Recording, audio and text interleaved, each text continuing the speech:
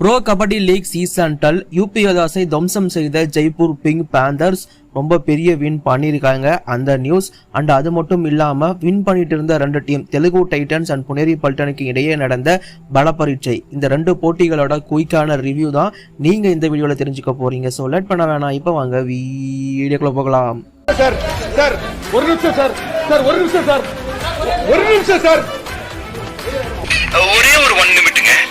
Hello every friends, want a mid place. So friends, முதல் போட்டி, அதாவது இது ஜெய்ப்பூர் லீகோட இரண்டாவது நாள் செப்டம்பர் 13 அன்னைக்கு இரண்டு போட்டிகள் இருந்துச்சு.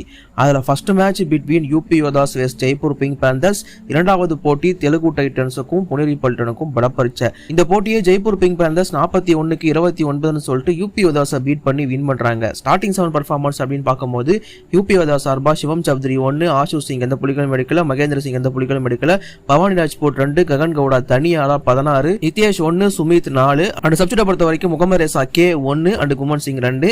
ஜெய்ப்பூர் பிங்க் பேந்தர் சார்பா நிதின் குமார் 11 புள்ளிகள், ஆஷிஷ் குமார் 1, ரேசா மிர்பேகரி 4, அலி சமாதி 10, ஆரியன் குமார் 3, தீபன்சு காட்ரி 3 அண்ட் சப்ஸ்டியூட்டை பொறுத்த வரைக்கும் சாஹில் 1.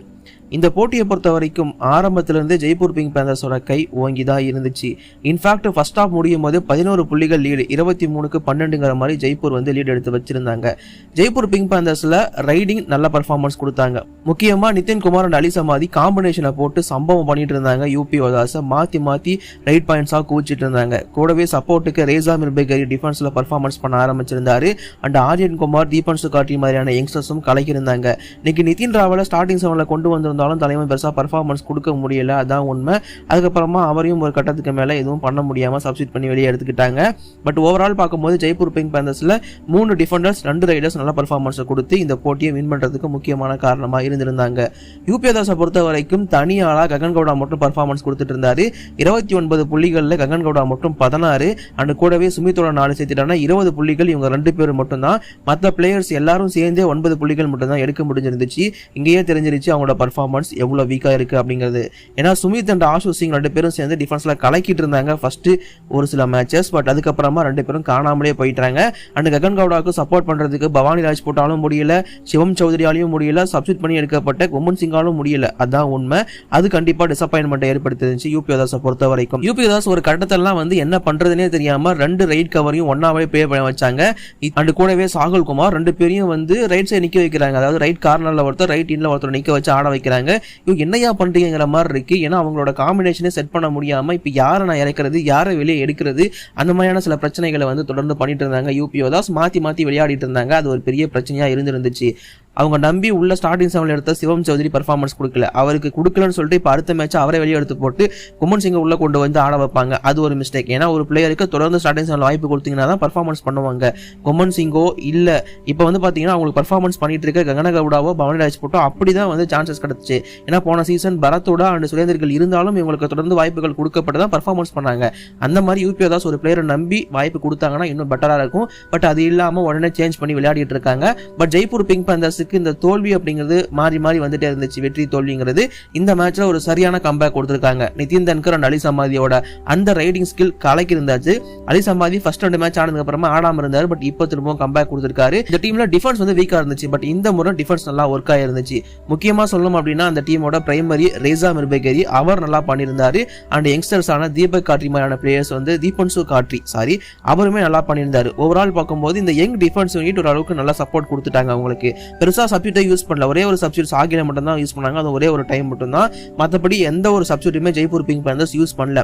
நிதின் ராவலே இருந்தாலும் பரவாயில்ல, அவர் ஆடனாலும் பரவாயில்ல, அவரையே மேட் மேல வச்சிருந்தாங்க. இந்த மாதிரியான ஒரு சில மொமெண்ட் பார்க்க நல்லா இருந்துச்சு. ஸோ இதையே அப்படியே கண்டினியூ பண்ணாங்கன்னா ஜெய்ப்பூர் ஜெயிக்க வாய்ப்பு இருக்கு. ஸோ நிதின் அண்ட் அலி சமாதி ரைடிங்லையும் மற்றவங்க எல்லாரும் டிஃபென்ஸ்ல சப்போர்ட் பண்ணா இந்த டீம் ஆட்டோமேட்டிக்கா ஜெயிக்கும். என்ன பண்ண போறாங்க அதெல்லாம் வெயிட் பண்ணி பார்ப்போம். இந்த டேவோட இரண்டாவது போட்டி புனேரி பல்டன் வெஸ்ட் தெலுங்கு டைட்டன்ஸ் செம்மையா ஃபைட் பண்ணிக்கிட்டாங்க. ஒரு பெரிய கிளாஷா தான் இருந்துச்சு. பட் இந்த போட்டியை புனேரி பல்டன் 39க்கு 33 சொல்லிட்டு வின் பண்றாங்க.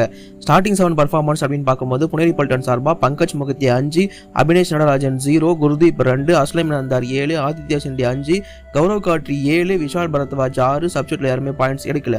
தெலுங்கு டைட்டன்ஸ் சார்பா சேத்தன் சாகு எந்த புள்ளிகளும் எடுக்கல. அவிதுகான் 4, அஜித் பவார் 2, விஜய் மாலிக் 7, பரத்துடா 12, சுபம் 1, அன்கித் 2, சப்ஸ்டியூட்டை பொறுத்த வரைக்கும் ஆசிஷ் நர்வால் 3. ஃபர்ஸ்ட் ஹாஃப் முடியும் போது 10 புள்ளிகள் ஈடு புனேரி பல்டன் 24க்கு 14ன்னு சொல்லிட்டு அதுக்கப்புறம் புனேரி பல்டனோட டாமினேஷன் தொடர்ந்துட்டு இருந்துட்டே தான் இருந்துச்சு அகைன்ஸ்ட் தெலுங்கு டைட்டன்ஸ். அது ஃபர்ஸ்ட் ஹாஃப் முடிந்தப்பவும் சரி, செகண்ட் ஹாஃப் முடிகிறப்பவும் சரி, நீங்க இந்த ஸ்டாட்ஸ் எல்லாம் பார்த்தீங்கன்னாவே உங்களுக்கு புரியும். ரைடிங் அண்ட் டிஃபென்ஸ், அதாவது ரைடிங் ஆல்மோஸ்ட் ஈக்குவலா இருந்தாலும் டிஃபென்ஸ்ல சம்பவம் பண்ணிட்டு இருந்தாங்க ரெண்டு பேர்.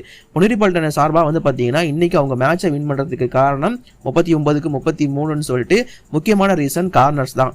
கௌரவ் காட்ரி ஒரு பக்கம் ரைட் கார்னர்ல அடின்னு அடிக்கிறாரு. அது பரத்துடாவோ விஜய் மாலிக்கோ ஆசிஷ் நர்வாலோ யார் வந்தாலும் பிடிச்சி போடுறாரு. ஸோ அவருக்கு ஒரு 7 புள்ளிகள். அந்த பக்கம் சரி, இந்த பக்கம் ரைட் சைட் டிஃபென்ஸ் அதிகமா இருக்கு, நம்ம லெஃப்ட் சைடு அட்டாக் பண்ணுவோம்னு அங்க போனா அந்த பக்கம் இருக்கிறது விஷால் பரத்வாஜ். இன்ஃபேக்ட் தெலுங்கு டைட்டன்ஸோட ஆஸ்தான பிளேயர். எனக்கு இப்போ வரைக்கும் விஷால் பரத்வாஜ்னு சொன்னீங்கன்னா தெலுங்கு டைட்டன்ஸ் ஜெர்சி தான் ஞாபகத்து வரும். அந்த மாதிரி நான் தெலுங்கு டைட்டன்ஸ்லேயே பார்த்துட்டேன். தலைவன் இந்த பக்கம் இருந்து தெலுங்கு டைட்டன்ஸ் இன்னைக்கு சம்பவம் செஞ்சு விட்டாரு. ஏன்னா விஷால் பரத்வாஜ் பெருசா ஃபார்ம்லேயே கிடையாது இந்த சீசன். அவரை பெருசா யூஸ் பண்ணவே இல்லை, சப்ஸ்டியூட் தான் வச்சிருந்தாங்க. பட் இன்னைக்கு மேட்ச் அப், ஏன்னா தெலுங்கு டைட்டன்ஸோட முன்னாள் பேருங்கிறதுனால அஜய் தாக்கூர் கரெக்டாக தூக்கி இறக்கி விடுறாரு. இவர் வந்து பர்ஃபார்மன்ஸ் கொடுக்குறாரு, 6 புள்ளிகள் டேக்கிள்ஸ் எடுக்கிறாரு, மேட்சையும் வின் பண்ணி கொடுக்குறாரு. இந்த பக்கம் அபினேஷ் நடராஜன் அண்ட் குர்தீப் கொஞ்சம் சப்போர்ட் பண்ணாலும் அபினேஷ் நிறைய வந்து அசிஸ்ட் தான் பண்ணிட்டு இருந்தாரு. அவருக்கு டேக்கிள் பாயிண்ட்ஸ் வரல. அபினேஷ் நடராஜன் ஃபர்ஸ்ட் ஒரு சில போட்டிகள் ஆடினாரு, அதுக்கப்புறமா தலைவங்க இருந்து பர்ஃபார்மன்ஸ் வர முடியாம போயிடுச்சு, வராம தான் இருக்கு இப்போ வரைக்கும். பட் கவர்ஸ் பர்ஃபார்மன்ஸ் கொடுக்காமலே கார்னர்ஸை வச்சு வின் பண்ணிட்டாங்க. அண்ட் ரைடிங்கை பொறுத்த வரைக்கும் ஆகாஷ் இந்தியா கொஞ்சம் ஆவரேஜ் தான், அஸ்லம் இனாம்தாரும் ஆவரேஜ் தான், பங்கஜ் முகிதேவும் கொஞ்சம் இன்னைக்கு டே ஆஃப் தான் அவருக்கு. ஸோ இந்த மாதிரி கொஞ்சம் ஆவரேஜ் பர்ஃபார்மன்ஸ் இன் ரைடிங்கை வச்சுக்கிட்டு பட் இருந்தாலும் சூப்பர் டூப்பர் பர்ஃபார்மன்ஸ் இன் டிஃபென்ஸை வச்சு மேட்சையும் வின் பண்ணிட்டாங்க. டேபிள் டாப் 3ல நீடிக்கிறாங்க புனேரி பல்டன். அவங்க வந்து ரொம்ப ஸ்ட்ராங்காக இருக்காங்க இந்த முறை. அதே யங்ஸ்டர்ஸ் அதே மாதிரி பர்ஃபார்மன்ஸ். அண்ட் முக்கியமாக ஒன்று நோட் பண்ணீங்களா, அஸ்லம் இனாம்தார் வந்து அந்த பக்கம் விசாகப்பட்டினம் லெக்ல லாங் ஹேர் வச்சுக்கிட்டு தலைமை பயங்கரமா இருந்தாரு. பட் இந்த நேரம் வரும்போது வந்து ஹேர் கட்லாம் பண்ணிட்டு வந்திருக்காரு. ஐ திங்க் அவங்க அம்மா கூட மேட்ச் பேக் வந்திருக்காங்கன்னு நினைக்கிறேன். அம்மா பாப்பாங்களேன்னு சொல்லிட்டு ஹேர் கட் பண்ணிருப்பாரு போல தெரியல. பட் இந்த லுக்குமே நல்லா தான் இருக்கு. ஸோ இதை பத்தி உங்க ஒப்பீனியன், அவருக்கு எது நல்லா இருக்குங்கிறத மறக்காம கீழே கமெண்ட்ல சொல்லிட்டு போங்க. தெலுங்கு டைட்டன்ஸ் பக்கம் வந்தோம் அப்படின்னா தெலுங்கு டைட்டன்ஸ்ல நான் ஆரம்பத்துல சொல்லிட்டு இருக்க ஒரே மிஸ்டேக் தான், டிஃபென்ஸ் கொஞ்சம் வீக்கா தான் இருக்கு. என்னதான் சுபம் சண்டே இருக்காரு, அஜித் பவார் இருக்காரு அப்படின்னு நம்ம சொல்லியிருந்தாலுமே கொஞ்சம் அவங்க பக்கம் அந்த பிரச்சனை அப்படிங்கிறது இருக்க தான் செய்யுது. அவிதுகான் 4 புள்ளிகள் எடுத்திருந்தாலுமே அஜித் பவார் 2 தான். அண்ட் பரத்தோடா அண்ட் விஜய் மாலிக் கொஞ்சம், பரத்தோட கூட சூப்பர் 10 ஸ்கோர் பண்ணிட்டாரு கடைசி நேரத்தில் வச்சுக்கோங்களேன். விஜய் மாலிக் கொஞ்சம் இன்னைக்கு ஸ்லோ தான். சுபம் செண்டியா அந்த அன்கித் வந்து கொஞ்சம் சொதப்பிட்டாங்களோங்கிறது என்னோட ஒப்பீனியன். நிறைய ட்ரை பண்ணாங்க, பட் அவங்களுக்கு எதுவுமே சக்ஸஸ் ஆகல. இடையில சங்கர் கடையெல்லாம் உள்ள கொண்டு வந்தாங்க, அவருக்கும் சக்ஸஸ் கிடைக்கல. பட் எனக்கு தெரிஞ்சு லெஃப்ட் கார்னருக்கு அவங்க வந்து அம்மானை ட்ரை பண்ணாங்க, நல்லா இருக்குங்கிறது என்னோட ஒப்பீனியன். ஸோ அம்மானுக்கு ஒரு சான்ஸ் கொடுக்கலாம், அமன் ஷராவத்துக்கு. ஏன்னா இந்த மாதிரியான சீனியர் பிளேயர்ஸ் கொஞ்சம் நல்லா பர்ஃபார்மன்ஸ் பண்ணுவாங்க, நம்பிக்கையோட இருப்பாங்க அப்படிங்கிற மாதிரி எனக்கு தோணுச்சு. பட் இருந்தாலும் தெலுங்கு டைட்டன்ஸ் கிருஷ்ணனோட தெரியாது, ஒன்றும் கிடையாது. அவர் இந்த டீமை எந்த அளவுக்கு மாத்திருக்காருங்கிறது உங்க எல்லாருக்குமே தெரிஞ்சிருக்கும். இந்த போட்டியை பொறுத்த வரைக்கும் ஆரம்பத்திலிருந்து புனேரி பல்டனோட டாமினன்ஸ் தெலுங்கு டைட்டன்ஸ் மேல நல்லாவே ஹெவியாவே இருந்துச்சு.